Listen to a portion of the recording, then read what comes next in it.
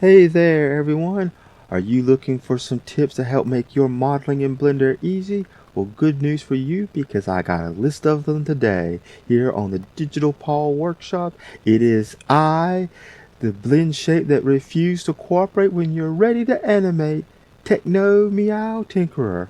Let's log on in.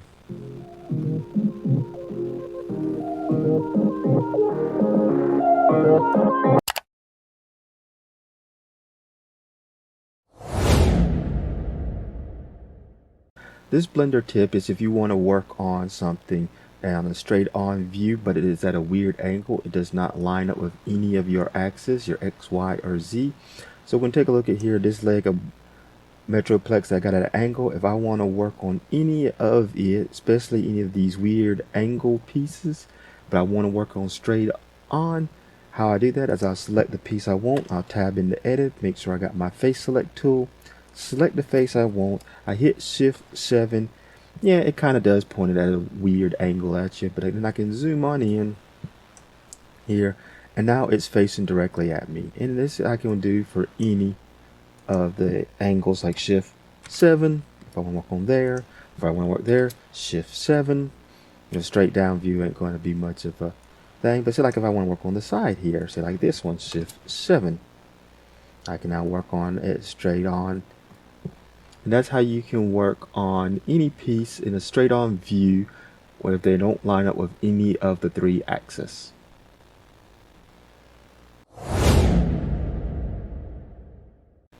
In this Blender tip, we're going to take a look at how to do multiple selection. And when I'm talking about multiple selection, I'm going to tab in here. I'm talking about being able to select more than one of these 3 up here. So if I got my vertices, if I hold down my shift key, I can click on the face there. So I can now click on that face, hold down my shift, click on the vertices, G key for grab, and now I can bring all that up. But now if I want to do loop, like if I want to select 2 sets of loop cuts or 2 sets of edges in different directions, I can't do it with the face select on because it's going to select the largest area. So I'm going to hit the vertices, the edge tool. Now I'm going to hit Alt, left click and get that one. Now I'm going to hold the Shift, Alt, left click and that one. Now I have all my vertices and edges on those 2 loops. Hit G, grab, and I can pull them around. And that is how you have the multiple selection in Blender.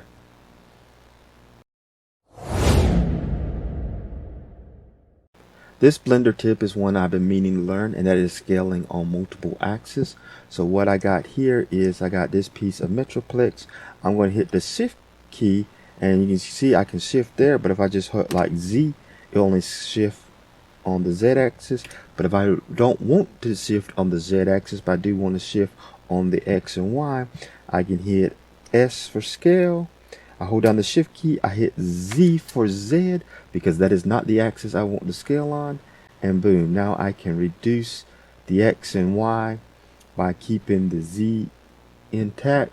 And it works the same way. I can hit shift X if I don't want to scale on the X axis, and shift Y if I don't want to scale on the Y axis.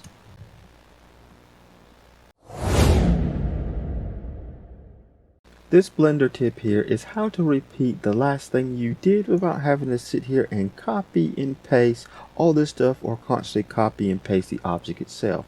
So as we see, I have already reduced the size of this piece on the X and Y axis, but not the Z. But I want to do the same thing with this one. I'll select the object I want, I'll hit Shift R, and boom, there. Now this has the same measurements as that, without me having to redo all that fiddling with the numbers and copying.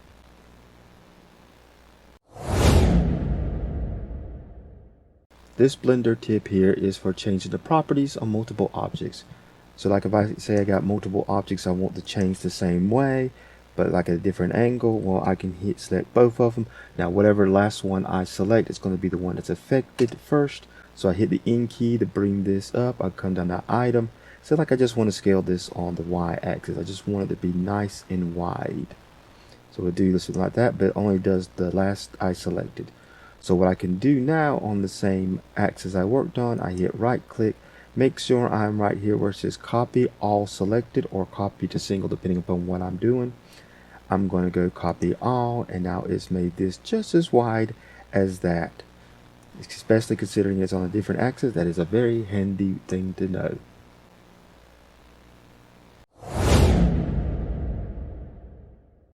This blender tip is how to align your vertices. As you can see here, I got a plane with all vertices all over the place. And now one of the simple ways you can do it, and I'm going to switch to X-ray view, so I can slide all the ones I want to be on the same, in this case I want them all to be at the same Z or axis. So I can just select all of the ones I want to get in line, hit S for scale, Z for the Z axis, and then 0, and it brings them all down to that axis. But what if I don't want them to come to that axis? What if I want, or the median point, what if I want them to actually come to a different one? Say like I get here, I want them up here. I hold my shift key and I right click to where I want my cursor to be. You can use this by like right clicking, shift right click, come up here, 3D cursor. You want the S key again for scale, Z for the Z, and 0 to bring it in that place. And so therefore it brings it all up the level there. So if I want it in that specific spot, I can. And you can put the cursor wherever you want. You want to make sure you have a straight on view. But what if you got something like this? You got your weird looking shape, but you want a straight line going from this point here. So you want to go from this point here to this point here. Well, you want to select those 2 points. You want to come up here to global. You want to click on this little plus sign right here to create a new edge. You can give it a name. I'm just going to call it a test. Now I'm going to hit my shift key and my S, and I'm going to come down here where it says cursor to selected, that way. And then when I select this point here, I can hit the shift Z 0, and it brings that up, because as long as I got this still selected to move the cursor, and now it has moved that point in line with these points, creating that nice little slope I was wanting.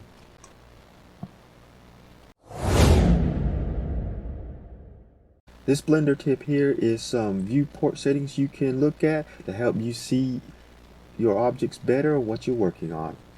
And so right here, if you see my past videos, I usually like to go to overlays, and wireframe is one of my favorite ones, as well as face orientation. And I like the face orientation for the most part to make sure everything is facing the way I want it to, but you have to turn it on and off, especially if you want to come over and check your coloring. So I'm just going to take that off. Another thing you can do is come over here to this one, drop down, and you can change the matte cap, which will let you click on there, you select this, and you got these different colors that you can play with that can help you see. Sometimes you might just want a matted color. It's up to you what you want.